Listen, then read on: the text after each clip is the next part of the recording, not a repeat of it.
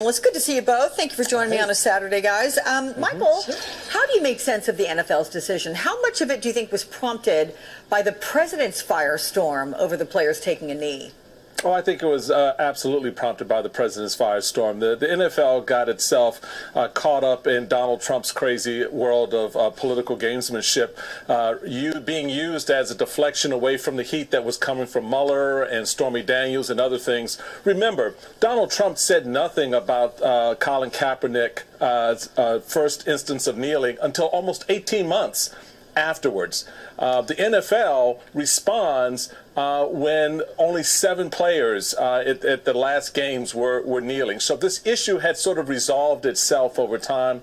They did need to step into it the way they did, but you have within the ownership structure those who are very big Trumpists, and they wanted to be consistent in their support of this president's hot rhetoric around this subject. How much, Marjorie, of this new policy do you think is about business, about the bottom line? Well, probably a lot, and we've seen Trump have a lot of influence over markets and businesses, which is why he, in some ways, has held them hostage, because his comments can move markets in lots of different directions. And, you know, you've seen this in the pharmaceutical industry, you're seeing it now with the NFL, and as Michael just said, he started a fire where it had sort of quieted down. And look, his role as the president is to be a unifier, but also should be to acknowledge all sides of this issue, because it isn't just as simple as business here. I mean, and I personally think that organizations like the NFL that have the ability to make social statements, to move hearts and minds and are at the heart of America, should acknowledge what this is really about. And it's not about defiance, it's about acknowledging why these players feel this injustice. Well, I have to say, you kind of lost me when you said the president's supposed to be a unifier. I'm like, well, you know, in theory. I know, no, I listened. It's just that I went, well, anyway, Michael, here is how the president reacted to news of this policy. Let's take a watch. I don't think people should be staying in locker rooms, but still, I think it's good. You have to stand proudly for the national anthem. Well, you shouldn't be playing. You shouldn't be there. Maybe you shouldn't be in the country. Aside from what Marjorie suggested about the president being a unifier, look, what should the president's role here be? Should he be weighing in at all on this particular issue? No, the president just needs to shut the hell up on this subject, because he sounds stupid and he makes it worse. You know, to infer that these athletes, because they don't conform to his conditions for behavior or showing the kind of respect he wants them to show for the flag, that they should leave the country, is not only outrageous, it's just lame brain. So I just dismiss it on his face. It's just pablum coming out of his mouth.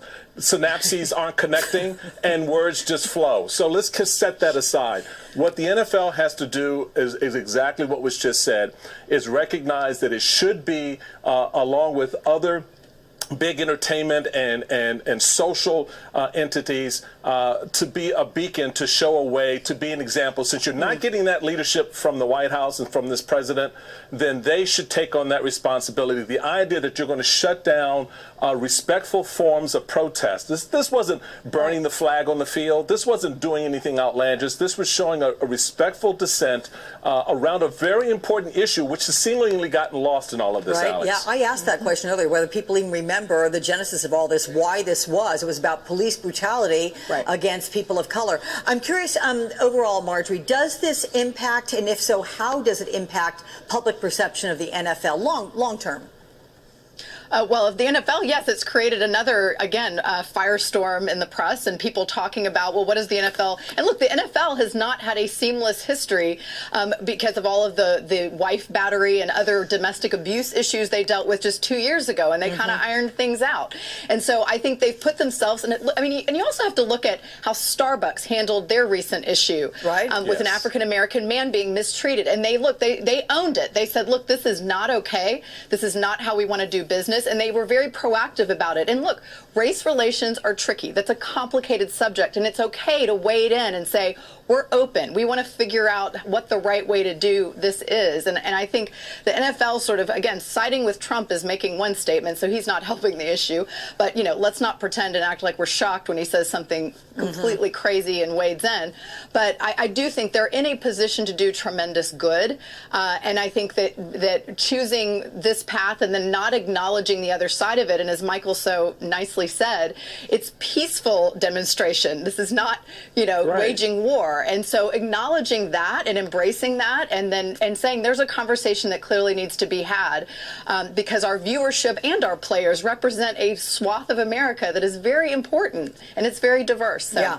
I have to say, with regard to Starbucks, they are certainly putting their money where their mouth is. I have it on my phone. Yeah. It's closed on Tuesday for all those training sessions. Yeah. I'm given the fact that I go to Starbucks many times a day. Yes, sir. I just want to ask a question. All those folks who are heaping on top of these NFL players for kneeling, when they're at a bar, when they're at some other location and the national anthem is played, do they stand and put their hands over their chest? I bet you they continue drinking.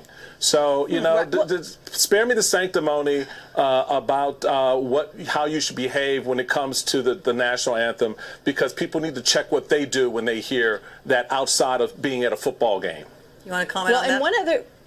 One other thought on that, too, is that Trump weighing in the way he did has created yet another opportunity for him to distance himself from audiences of color. It's showing in such an obvious way that he doesn't acknowledge, that he can't even comprehend why this would be an important issue to people of color. And that, to me, is also very tone deaf. Okay.